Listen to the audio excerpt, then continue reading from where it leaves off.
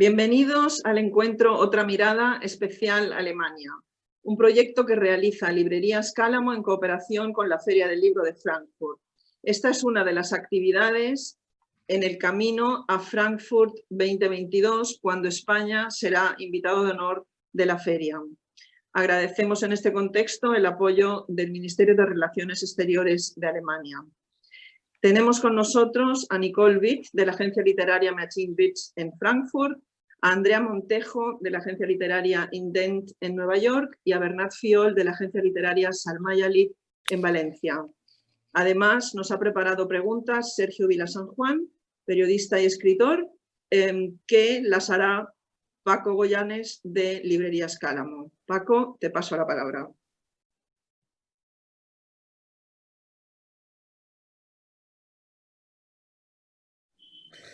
Buenos días, buenas tardes. Un placer y un honor estar aquí en esta mesa. Lo primero, agradecer muchísimo a Silvia San Juan, es un periodista de dilatada trayectoria, muy reconocido, Premio Nacional de Periodismo Cultural en este año 2020, y sin él pues esta mesa hubiera sido más complicada. Bueno, ¿qué tal? ¿Cómo estáis? Bernard, Andrea, Nicole, un gusto veros. Lo primero, bueno, quería comentaros que vuestro trabajo es un trabajo muy relacionado con la relación personal y en los encuentros en ferias, simposios, etcétera, ¿no? La primera pregunta es obvia. ¿Cómo ha afectado estos meses de pandemia a vuestro trabajo? Y si hay algo bueno, diferente al menos, que hayáis sacado de esta situación. Empezar, por favor, el que queráis. Bernal, por ejemplo, que te tengo aquí más cerca. Gracias. Buenas tardes y gracias de nuevo tanto a la Librería Cálamo como a la Feria de Frankfurt por invitarnos a participar en esta mesa redonda. Yendo directamente a contestar a tu pregunta, sí, ha habido muchos cambios durante estos meses de pandemia, y la verdad es que yo creo que en general para lo que ha servido mucho ha sido para implementar las nuevas tecnologías que teníamos a nuestro alcance, pero a lo mejor no las usábamos tan frecuentemente como las hemos estado usando estos meses, ya iba a decir semanas. Encuentros a través de Zoom, debates, charlas, ¿no?, que se han organizado. Creo que, bueno, ya lo explicarán mis colegas, ellas también han tenido experiencias en ese aspecto.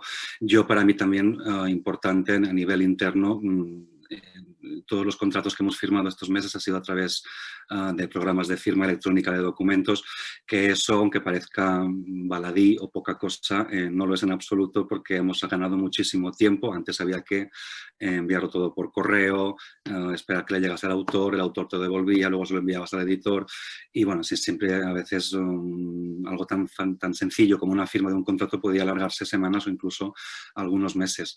Así que sí, por esta parte, eso es, digamos, lo único bueno que le encuentro a estos meses. El resto, pues claro, se ha perdido totalmente los encuentros vitales, creo, a cara, tanto en reuniones en las ciudades en las que vivimos o en viajes a pequeña escala, como en las grandes ferias.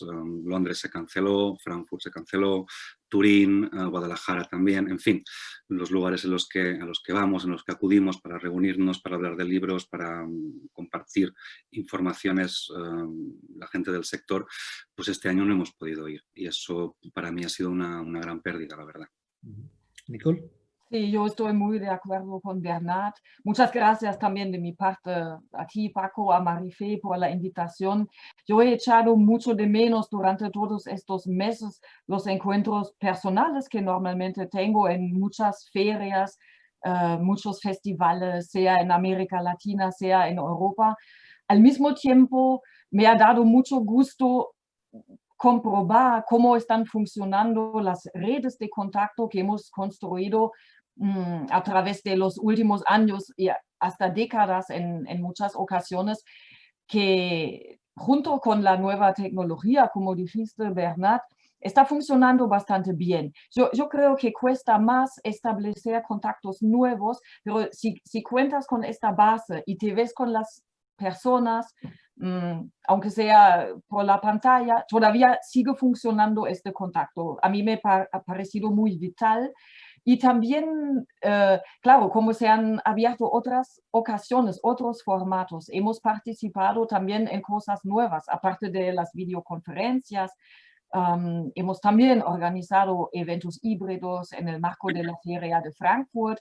Hemos moderado mesas y han sido experiencias nuevas y muy buenas también.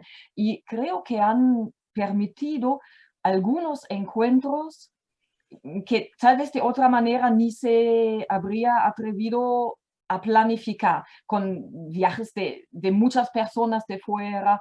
Ahora era posible unirlas todos por la tecnología, ¿no? Y esto ha sido bueno, y también esta costumbre que todos estamos tomando para ver a las personas en videoconferencia. Ahora, no sé, si discutes un contrato de adaptación cinematográfica, de repente ya no es nada inusual hablar con la persona en Miami o donde sea de esta manera, y facilita también mucho. Andrea. Sí, yo estoy completamente de acuerdo. O sea, creo que la tecnología ha sido definitivamente la diferencia que ha traído la pandemia. Yo, como mis colegas, he hecho mucho de menos las ferias en persona. Primero pues, por las relaciones, porque muchos en la industria ya somos amigos y nos vemos todos los años, y es como una tradición que a nivel personal es muy bonita y que mantiene esas relaciones. Pero también porque yo encuentro que las ferias, para mí por lo menos, son un lugar muy creativo. O sea, al interactuar con todos los colegas, al ver a diferentes personas de diferentes países, qué está funcionando en este país, qué está funcionando en otro, escuchar cómo van sus mercados. Siempre para mí vuelvo de esas ferias como con muchas ideas y cosas que podemos quizás adaptar a un mercado diferente, o que estamos haciendo y que podríamos hacer mejor, o no sé, esa parte creativa creo que sí se pierde por Zoom.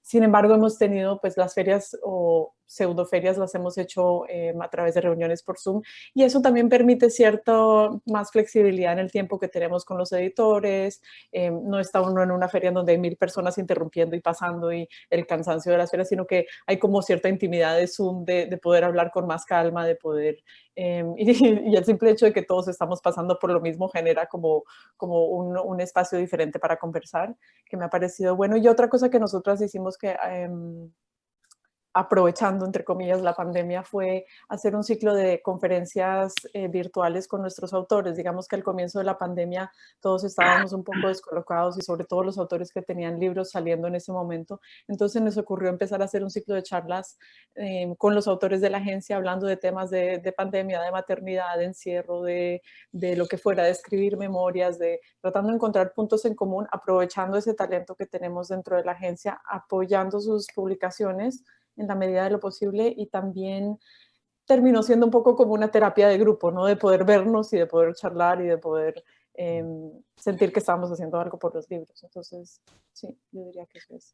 Algo que parece obvio es que la pandemia ha cambiado nuestras formas de trabajo, en fin, las formas de trabajo no solamente de los agentes literarios, sino de toda la cadena del libro, y que algo verdaderamente va a permanecer de todo esto, ¿no? Que no desaparecerá de la noche a la mañana todos estos cambios que hemos vivido. No sé cómo lo veis.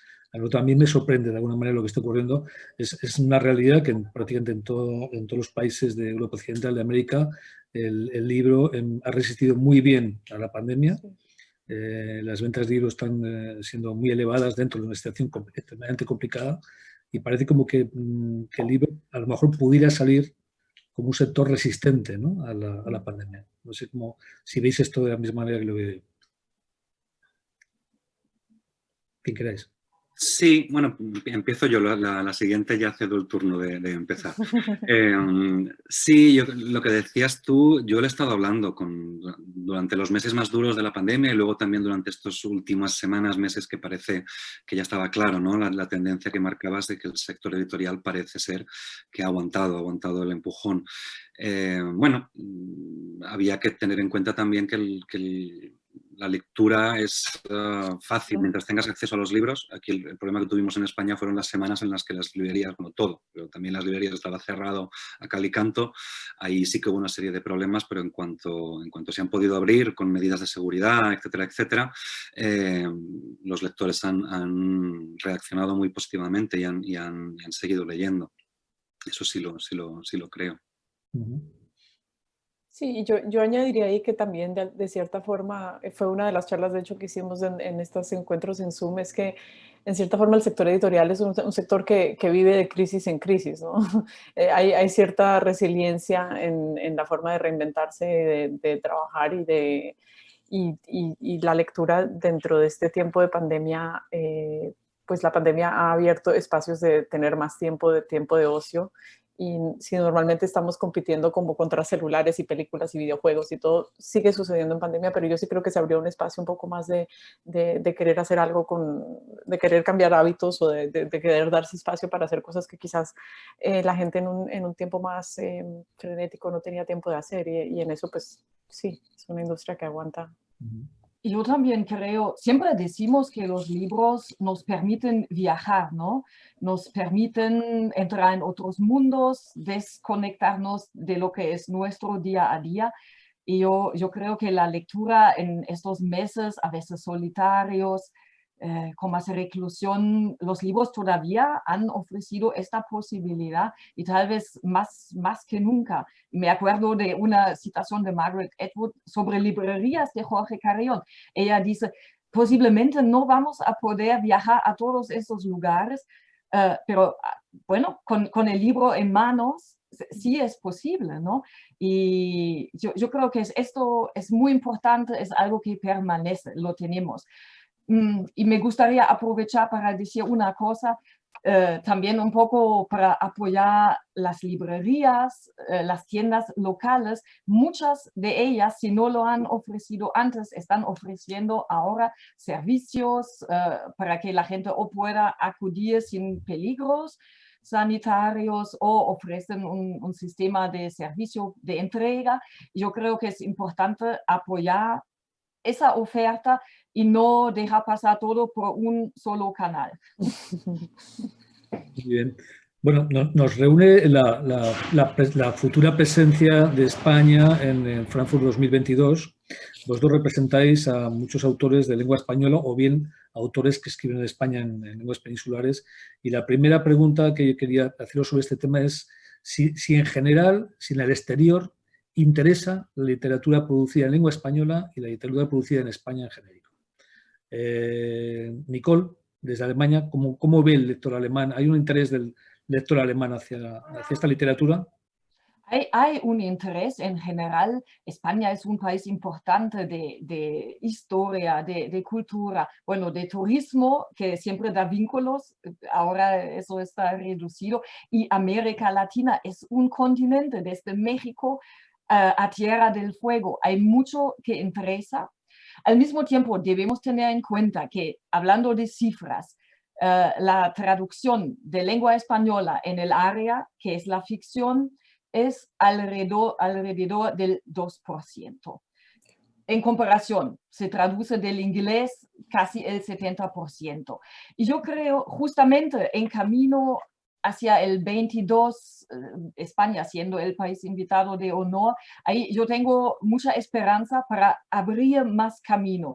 Nosotros tenemos la experiencia del 2010, cuando Argentina fue país invitado de honor. Hubo muchísimas traducciones, un poco después perduró. Claro, siempre son momentos, pero vamos a trabajar todos juntos para que sea un efecto también duradero.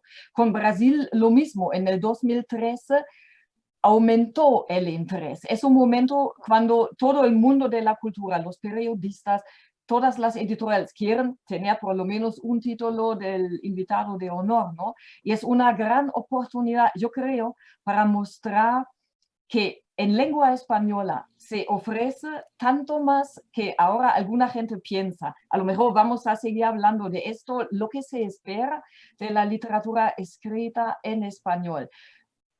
Bueno, vamos a profundizarlo después. A lo mejor yo creo que esto va a ser un momento para poder mostrar que es mucho más todavía. Tú, Andrea, desde Nueva York, tú en tu catálogo de autores cuentas con autores latinoamericanos de muchísimo prestigio como Pedro Mairal, Guadalupe Nettel, Eduardo Halfon, algunos de ellos muy ligados a catálogos de gran prestigio, como es el caso de Anagrama en España. ¿Cómo ves, qué objetivos podrías tener de alguna manera en Frankfurt 2022? ¿El mercado estadounidense, por ejemplo, está abierto a la literatura en castellano, a la literatura en lengua española? Sí. Sí que lo está, o sea, yo siento que está cada vez más abierto. Yo siento, lo hablaba el otro día, una de las cosas positivas, digamos, que trajo la presidencia Trump fue que generó un deseo dentro de los editores, dentro de la cultura en general, de hacer valer voces que no se han escuchado, hacer valer historias que no se han escuchado, o sea, todo lo que represente es la forma de resistencia, por así decirlo. Y en ese sentido, yo sí siento que en los últimos 4 años los editores de las grandes editoriales y medianas y pequeñas editoriales americanas están mucho más abiertos a leer cosas en traducción. Tradicionalmente siempre se dice que en Estados Unidos solo se traduce el 3% de los libros. Esa cifra creo que es más alrededor, la realidad creo que es más alrededor de 1%. Dentro de esas traducciones, creo que el idioma que más se traduce es el francés y luego viene el español. El español tiene una ventaja que es práctica, o sea, Estados Unidos oficialmente no tiene un idioma, y se precia de ello, pero digamos que si el inglés es el primer idioma, español es el segundo. Es un idioma que está vivo en todos lados. Aquí en Nueva York se puede pasar un día entero sin jamás tener que hablar inglés. Y eso quiere decir que tanto desde el punto de vista de los editores, hay una generación de editores más jóvenes que sí que han estudiado español como segundo idioma en los colegios, quizás lo leen, o en las universidades, quizás lo leen, quizás tienen más cercanía con estas culturas, han hecho un año abroad en Argentina, en Chile, en España, entonces tienen un interés por mantener esos vínculos, y eso para mí sí que ha ido cambiando. Digamos que comparado con hace 10 años cuando yo empecé la agencia, un poco más de 10 años, eso ha cambiado un montón. O sea, ya hay editores dentro de las editoriales que pueden evaluar los textos en su idioma original. Y sí que estos autores que han empezado a crecer de Latinoamérica y en España se están viendo traducidos aquí en inglés. O sea, Fernanda Melchor, Samantha Schweblin, Mariana Enríquez, de España, bueno, pues todos los bestsellers de thrillers históricos, Javier Sierra, Carlos Ruiz Zafón, o sea, todos estos son nombres que se conocen aquí, que se mueven mucho. Y sí, yo sí creo que eso es un panorama que ha cambiado bastante en Estados Unidos. El caso de Bernat es un caso meritorio, muy especial, porque tú trabajas desde Valencia y en tu catálogo tienes a muchas autoras y autores de lengua catalana, como es el caso de Marta Orriols o Eva Baltasar, ¿no? ¿Cómo trabajas con estos autores? ¿Desde qué sistema sigues para difundir estos trabajos en una lengua no mayoritaria, como es el catalán? ¿Y qué papel juegan instituciones como el Instituto Ramon Llull en este trabajo? Y una pregunta añadida, tú estás en un centro, digamos, que no sería de los paradigmas de la edición, no es Barcelona, no es Nueva York, no es Frankfurt, estás en Valencia. ¿Esto te perjudica o te da algún tipo de ventaja? Bueno, empezaría explicando que llevo desde 2016 en Valencia. Tampoco es en Valencia ciudad, es en un pueblecito muy pequeño, perdido, en medio del campo. Yo empecé a trabajar en el sector editorial en Barcelona en 2001 y desde 2001 hasta 2016 estuve en Barcelona. Quiero decir esto que claro, durante todos esos años fueron los años de no solamente aprender el oficio, sino también hacer muchísimos contactos estando en el meollo, ¿no?, de una de las capitales de la edición, y que yo creo que por eso cuando yo me vine aquí, la agencia la fundé en 2008, llevaba casi 10 años, 9 años, 8 o 9 años funcionando. Me refiero que no empecé desde cero en medio de la nada. Eso me parece una quimera y me parecería muy valiente si un vecino mío, por poner una ejemplo, mañana se le ocurriese montar una agencia literaria. Lo que pasa que también, un poco también a caballo de lo que decíamos hace un rato, de las nuevas tecnologías, etcétera, yo creo que se puede estar trabajando alejado físicamente de un gran centro de edición, y lo que yo hacía hasta que llegó la pandemia era realmente pasar varios días al mes en Barcelona. Venía aquí y pues cuando estaba en Barcelona pues hacía reuniones intensivas, no eran como pequeñas ferias del libro personalizadas. Luego venía aquí, estoy 2 o 3 semanas alejado de distracciones, muy concentrado en el trabajo, luego voy a Madrid, luego viene una feria, en fin, no es estar todo el tiempo perdido ni desconectado. Y bueno, luego en lo que me preguntabas sobre cómo trabajar con estas 2 autoras catalanas, por ejemplo, ¿no?, que han tenido mucho éxito en el último par de años. Bueno, yo la verdad es que a priori no distingo mucho la lengua de un autor, ¿no? Cuando leo un libro, si lo puedo leer, si me parece que es un buen libro, uno de mis lemas, ¿no? Es que tú me das un buen libro y yo te lo muevo perfectamente por medio mundo, ¿no? Si me dejan, porque lo que realmente cuenta, creo yo, es la calidad del libro, el atractivo de la historia, en fin, muchos factores, pero no necesariamente la lengua.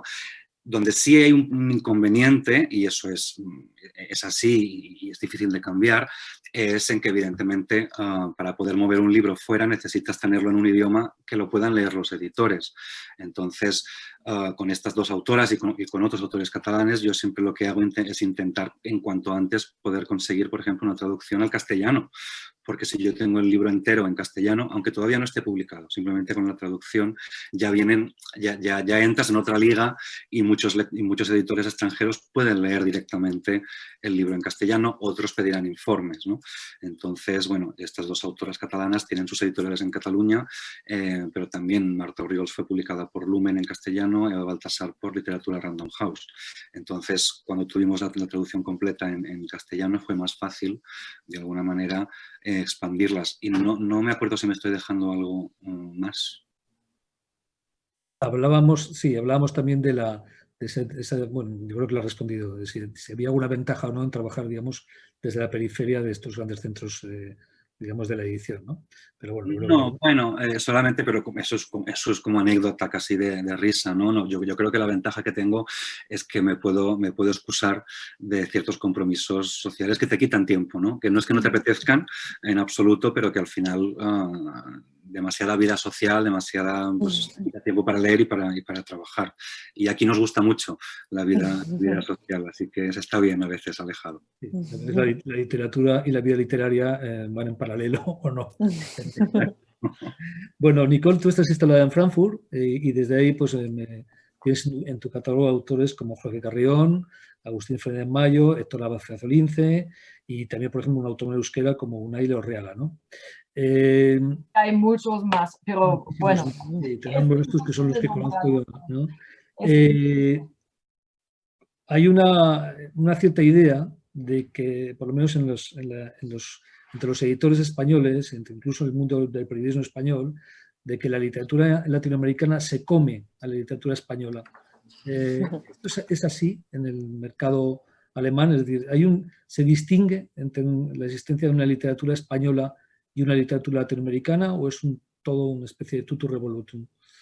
Yo creo que lo de distinguir es sobre todo de los profesionales. Si os digo que el porcentaje de traducción del español, pero de todos los países, es el 2%, más o menos ya tenéis una idea, ¿no? De cuánto es esto. Y yo creo que evidentemente hay lectores que conocen a algunos países, que han viajado, que saben de la historia, y ahí se dan cuenta de diferencias que digamos, expertos se ven con más claridad, empezando con el mismo idioma, ¿no? Es otro español, evidentemente. Yo creo que hay interés en general, pero yo creo que también nosotros a lo mejor podemos hacer más todavía para destacar la oferta que hay, que todavía no se valora lo suficiente. Y uno de los motivos acaba de mencionar Bernat, que incluso el español, que se lee mucho más que también, por ejemplo, el portugués, ¿no? Que estudian pocas personas, es accesible para un cierto grupo de gente, de editores, de scouts, etcétera, pero tampoco a la gran mayoría. Entonces, nosotros para convencer necesitamos, más allá de la excelente calidad, de la originalidad de la obra, siempre yo digo, debemos tener un material mejor de un material normal que se puede llegar a traducir del inglés, porque se considera como un esfuerzo extra traducir del español, porque no es tan accesible, cuesta más esas redes. Entonces tenemos que ser especialmente convincentes y lo que ayuda mucho es cuando haya programas de apoyo para la traducción, si fuera posible para la promoción también. Por ejemplo, a veces cuando tenemos conversaciones con los editores, a veces nos dicen, ay, con la crisis en general, ¿no? Económica, dicen, ¿qué tienes en el catálogo que cuente con un apoyo para la traducción? Es un criterio nada literario, pero también es parte de nuestra realidad, yo creo, como la pregunta por el número de páginas, si existe un fondo para esto, ¿no? Y en este sentido, yo creo que va a ser muy importante también que seguirá habiendo este recurso para traducciones del español, para seguir promocionando la literatura. Bueno, enlazando con este tema que me parece muy importante, estos apoyos a la traducción, es decir, ¿cómo veis esta línea? Es decir, ¿existen estas líneas de una manera correcta? ¿Tendrían que ser ampliadas? ¿O qué tendrían que hacer las instituciones españolas de alguna manera para favorecer más la presencia de la literatura escrita en España o en lengua española o en las lenguas peninsulares en los mercados exteriores? Ya sé que es una pregunta muy vaga, pero no deja de ser una pregunta importante. Cuando algunos países vemos a lo mejor de lenguas más minoritarias están haciendo esfuerzos y presupuestos muy enormes para, no sé, estoy pensando en muchos países nórdicos, por ejemplo, que tienen grandes programas de traducción. Es decir, ¿qué podríamos hacer? O sea, ¿qué se podría hacer desde España?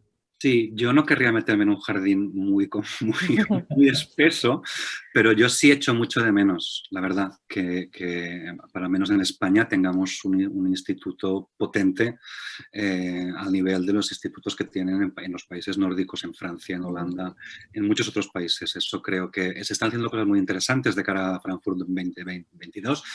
No lo niego, está habiendo ayudas a traducción de fragmentos de obras, etcétera, pero yo creo que sí debería haber, como en muchos otros países, un instituto, una organización dedicada única y exclusivamente a la promoción de la literatura española en España. Y de hecho, creo que, por ejemplo, pues, aquí acotándonos a España, institutos que se dedican a la promoción de lenguas oficiales de otras comunidades autónomas, como el Etxepare en el País Vasco, el Ramon Llull en Cataluña, están haciendo un trabajo excepcional. Van a ferias, se reúnen con gente, son proactivos, te ponen en contacto. A mí del Ramon Llull muchas veces me escriben, oye, que hemos hablado con este editor italiano, que le pueden interesar tus autores, aquí tienes su mail, en fin. Y eso yo sí lo echo de menos en España. Andrea. Sí, yo iba a decir que a mí mi poca experiencia de esto, el Ramon Llull me parece increíble el trabajo que hace. Igual yo no trabajo tanto con ellos porque mis autores son de lengua española, pero tuvimos este año en representación de Anagrama el libro de Irene Solá, y ha sido impresionante el apoyo que nos han dado exactamente como dice Bernat, tanto en traernos editores interesados como en promocionarla a ella con los demás editores. Cada vez que hay una venta, inmediatamente se sabe que va a haber ayuda, y eso pues ayuda un montón. Mi perspectiva, claro, puedo hablar más de Latinoamérica, y Latinoamérica evidentemente pues es muy difícil estas ayudas. O sea, México tiene unos programas, Argentina también, Colombia tiene uno que a mí me parece que se podría mejorar mucho, pero sí, definitivamente es un vacío que estaría muy bien llenar. Claro, en este momento no sé si será el momento, pero sí que cambia eso. Estoy completamente de acuerdo con Nicole cuando dice que te sientas en la reunión y te preguntan, bueno, ¿qué países tienen ayudas? O me doy cuenta, de inmediato llego a ciertas reuniones y me preguntan por autores argentinos porque tienen ayudas. Y evidentemente, como dice Nicole, es una consideración para nada literaria, pero es la realidad del mercado editorial y de las editoriales que se quieren aventurar a traducir, pues sí que necesitan esa ayuda. Nicole, no sé si querrías añadir algo respecto al tema. Discúlpame. Si quieres añadir algo respecto a este tema o de lo que estamos hablando. Sí, sobre este tema yo creo que lo más importante está dicho. Al mismo tiempo yo creo que vendrá el momento, yo creo que estamos en un buen camino con los eventos a porvenir para que primero los editores internacionales y luego también los lectores descubran la riqueza que hay, ¿no? Que hay tanta riqueza en contenidos, en estilos de literatura escrita en español, contándonos historias de paisajes tan diferentes, historias urbanas o no, con protagonistas negros. Bueno, hay temas universales que se tocan ahí, a lo mejor con un ambiente local, pero tocan una fibra de nuestra época que puede decir algo a un público internacional. Yo creo que a veces pasa un cierto tiempo hasta que esto se descubra, pero cuando tú tienes autores originales, realmente diferentes, que tienen algo por decir, cómo decirlo, y tú sigues apostando por ellos, yo creo que van a encontrar su camino. Nosotros vamos a ayudar, vamos a buscar el apoyo que necesitamos, pero también tengo esperanza que se vaya a abrir un poco la mirada, que no se siga buscando siempre las mismas cosas. Por ejemplo, en español, historias, bueno, históricas, con relaciones dramáticas, las historias, bueno, eso sí también es importante, las novelas sobre la guerra civil, o bueno, son buenas señales que una novela sobre el conflicto de ETA, ¿no? con Patria haya tenido un eco internacional tan fuerte. Yo creo que lo que a lo mejor falta un poco es que se descubra que hay autores muy innovadores, muy modernos, lo que se espera normalmente del mundo anglosajón, sin justificación. Hay autores que han viajado, que hablan muchos idiomas, que están a nivel internacional, como, bueno, Carrión con lo que hace, Fernández Mayo, que fue descubierto por Fitzcarraldo, una excelente editorial independiente en Inglaterra, después lo publicó FSG en Estados Unidos, y ahora los países europeos lo van descubriendo. Falta todavía Alemania. Yo, bueno, espero que los próximos 2 años nos ayuden también con esta expectativa. Bueno, hay una frase muy española que es esa famosa que dice que inventen otros, ¿no? Que es una frase muy de la idiosincrasia española. Pero tú, Nicole, llevas en tu catálogo dos autores que se dedican a la ficción, como son Jorge Carrión y Agustín Fernández Mayo, que tú has nombrado, que hacen novelas, que hacen relatos, pero que también practican el ensayo, ¿no? La literatura en español, yo creo, tengo la sensación de que todavía tiene una asignatura pendiente enorme en esa vertiente ensayística, es decir, que se valora la escritora, el escritor de ficción, al poeta, a la poeta, pero parece que la literatura académica es de alguna manera todavía algo meramente episódico en las traducciones y en su presencia en los mercados internacionales. ¿Es así o es una impresión? Hay excepciones de esto. Sí, las librerías de Carrión se ha traducido a más de 15 idiomas, pero es, desde mi punto de vista, sí, un poco una excepción.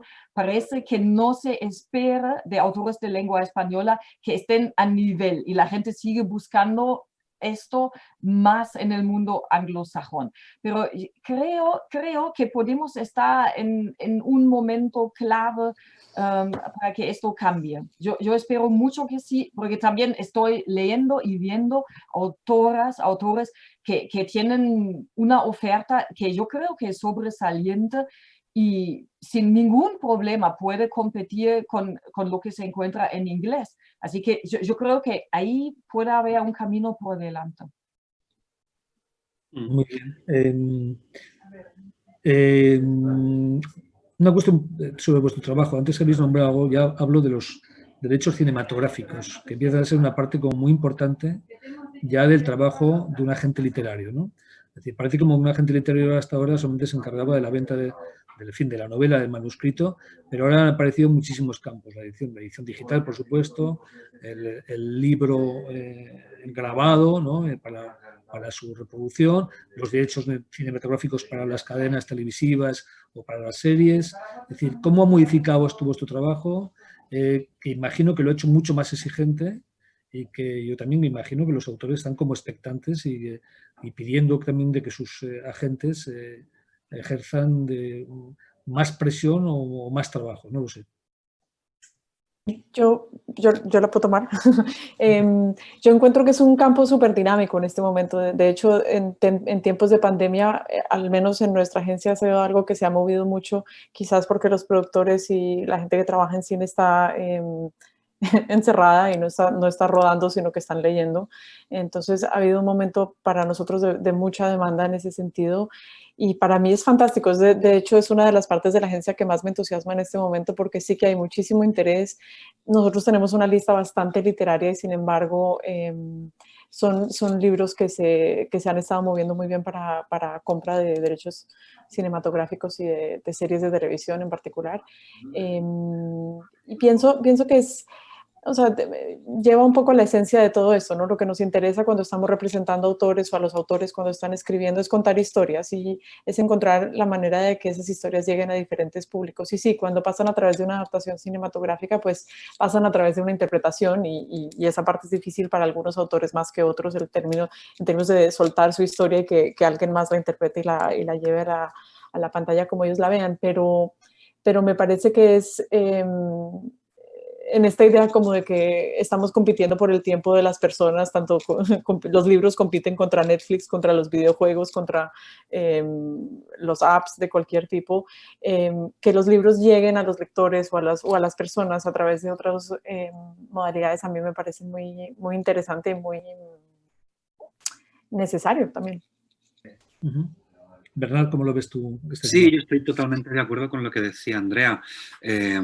Sí, parece que además estos meses de pandemia ha habido una cierta eclosión de productores a la búsqueda de contenidos y la verdad es que sí, desde hace ya desde que empezaron a aparecer las plataformas, que evidentemente ellos quieren tener cuanto más contenido mejor en su plataforma para que no te vayas a la otra plataforma, pues está subiendo, ¿no? Un poco la exigencia de historias. Afortunadamente, esto siempre ha sido así, siempre ha habido muchísimas adaptaciones literarias a la pantalla, pero ahora hay más producciones porque hay más plataformas. Y estamos en un momento en el que de momento todavía no hay, digamos, una gran plataforma que se coma a las demás, sino que cada X meses aparece un nuevo player en el escenario, ¿no? Y Amazon está sacando y Apple está sacando y Netflix y HBO y tal y cual. Entonces, claro, todos ellos están a la búsqueda de contenido, incluso entre comillas desesperadamente, ¿no?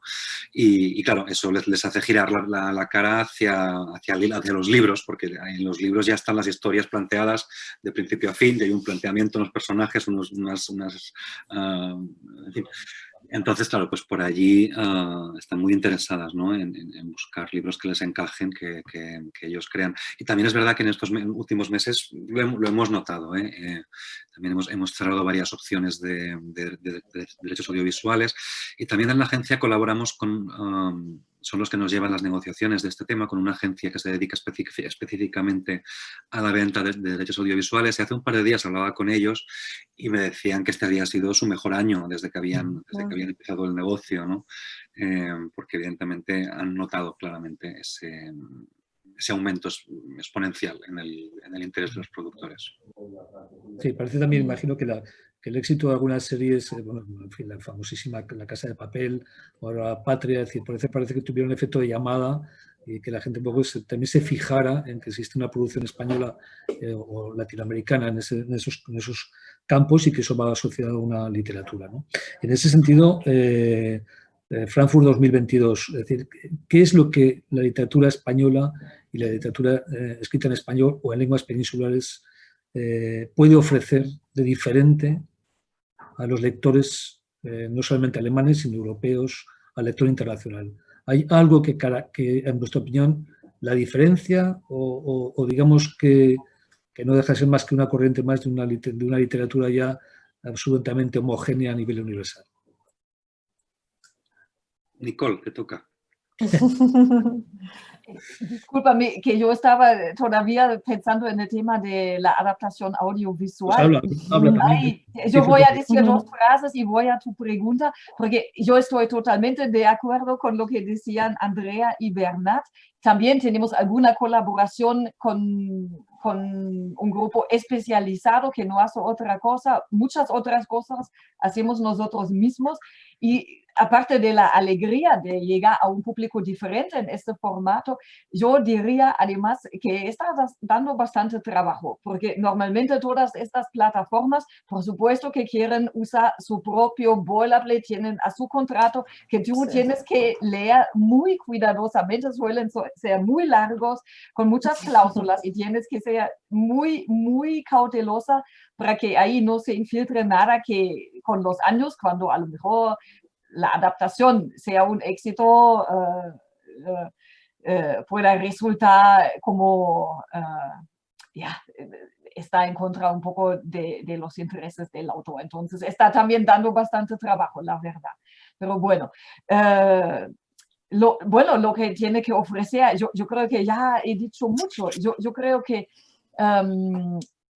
literatura escrita en español, sí, por un lado, ofrece una mirada diferente de la que es predominante en nuestras culturas occidentales, ¿no?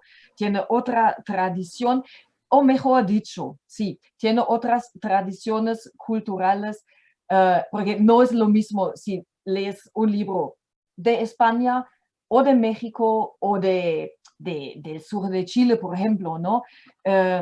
Tienen backgrounds muy, muy diferentes. Y yo creo que justamente por eso te invitan a hacer un viaje diferente en contenidos, pero también en estilos. Salirse un poco de lo que se aprende en el típico taller de escritura, a lo mejor. Ofrecer dinámicas de lectura diferentes también, permitir imágenes nuevas que sorprenden. Yo creo que los libros también son esto, cuando empezamos a solamente repetir lo que ya ha funcionado, lo que estamos esperando, ahí estamos perdidos. Necesitamos apostar a lo nuevo, o sea, los autores desconocidos de hoy pueden ser los exitosos de mañana y tienes que arriesgarte a cosas diferentes. También es tu decisión propia si tú tienes ganas de hacerlo, si tienes el aliento largo para trabajar hasta que se dé, ¿no? Pero como nosotros siempre decimos, pasión y paciencia va de la mano y ahí llegamos. Andrea, ¿quieres completar un poco? Sí, yo voy a ser quizás un poco incorrecta, pero yo sí voy a decir que a mí me parece que la literatura en español es la más interesante en este momento. Yo no puedo leer todos los idiomas, pero de los que yo puedo leer, es donde yo encuentro que hay voces más interesantes. Siento que lo que se está haciendo, lo que están haciendo las autoras latinoamericanas, las diferentes formas de contar historia estructuralmente, en términos de retarse en la forma, retarse en el tipo de historias que se cuentan, en cómo se cuentan. Todo eso me parece que se está haciendo cosas muy innovadoras, tanto en España como en Latinoamérica. Y yo, por lo menos, el mercado con el que estoy más familiarizada fuera del español es el americano. Y sí siento que hay una diferencia enorme. No es por decir que necesariamente el americano sea malo, pero pienso que hay una cosa mucho más homogénea, como estabas diciendo tú, quizás por las escuelas de escritura creativa, quizás porque hay una emulación de los libros que funcionan o hay una búsqueda del mismo mercado por recrear ese mismo tipo de cosas. Siento que en español estamos viendo cosas muy diferentes viniendo de diferentes países, pero de autores, o sea, el lugar que ocupa la fantasía dentro de la escritura latinoamericana, el horror, la crónica, que no ni siquiera hemos entrado a hablar de eso, pero la crónica del lado de no ficción. Pienso que se están haciendo cosas muy interesantes y que, tal como dice Nicole, no solamente están trayendo una mirada de otros lugares, sino que están realmente moviendo la literatura hacia adelante, que es lo que a mí me interesa, ver hacia dónde va la literatura, qué estamos haciendo diferente y no seguir reproduciendo los mismos patrones de siempre. Claro, desde el punto de vista de nuestro trabajo, pues se trata de volver eso viable en otros países también y ayudarlos a viajar, pero que ese es el reto y ese es lo interesante y lo que requiere pasión y paciencia, como dice Nicole, pero sí, eso es como lo veo yo. A mí me gustaría, Bernat, que completaras también esta misma pregunta hablando de una presencia que puede ser de España muy singular, en tanto en cuanto en España no es solamente la lengua española, sino que es la lengua catalana, la lengua es el euskera, es el gallego, es decir, hay muy pocos países en Europa o en el mundo que pueden ofrecer un panorama lingüístico e idiomático tan rico como el español. ¿De qué manera tendría que reflejarse esto en la Feria de Frankfurt del año 2022? Bueno, dos patas. La primera, pues teniendo gente que vaya a la feria a hablar de libros en esas lenguas. El catalán lo tiene bastante fácil, hay muchas agencias con muchos autores en lengua catalana, bueno, agencias como la mía, en otras conviven autores en lengua catalana con autores en lengua española. Y luego, pues por supuesto, volver un poco a lo que decíamos antes, ¿no? El apoyo de las instituciones. Sí es cierto que están allí. También es cierto que en mi experiencia en el extranjero, para ellos un autor que escriba en catalán o un autor que escribe en vasco es un autor español. Y entonces lo que les ocurre en ocasiones es que no acaban de entender muy bien por qué no están sus libros en lengua española, ¿no? Cuando dices, no, pues es un autor español, y digo, ya, pero es que él escribe en vasco y a lo mejor no está traducido todavía al castellano o lo que sea, eso a veces ocurre. Pero bueno, estar allí, están allí. Y es verdad que en la agencia, no específicamente porque así lo haya deseado, sino porque se han cruzado por mi camino autores interesantísimos y he tenido la oportunidad de trabajar con ellos. También cuento con un pequeño equipo de autores en vasco, Arcaizcano, Eider Rodríguez, Ahmed Sarzayuz, que es un autor que va a publicar este año en castellano en 2021, acaba de ganar el premio de los libreros en Vizcaya hace apenas un mes. Y la verdad es que en mi experiencia pues también se pueden mover fuera. O sea, mientras, como dice Nicole, me ha encantado tu lema, te lo voy a utilizar, lo de pasión, sobre todo, muy importante la pasión, y luego también, por supuesto, la paciencia, ir empujando paso a paso. Evidentemente siempre el escenario ideal es el escenario A, en el que llegas a una feria o envías un mail y a los 3 días tienes una oferta, pero es que eso ocurre muy pocas ocasiones, y a veces estás trabajando un libro durante meses y meses y meses y de repente tienes la alegría de que cae una primera oferta. Eso también hace que en cuanto hay una primera oferta, los editores de otros países también levantan una ceja y a lo mejor tenían el libro aparcado en su escritorio a punto de leer, pero ahora que ya lo han comprado en Francia, o ahora que ya lo han comprado en Italia, o ahora que ya lo han comprado en Alemania, pues yo también lo voy a mirar, ¿no? En fin, por lo que decía, ¿no? Yo creo que en el fondo, también como decía al principio de mi intervención, lo más importante de todo es tener un buen libro. Y cuando tienes un buen libro, lo segundo es tener paciencia y mucha pasión y ir empujando.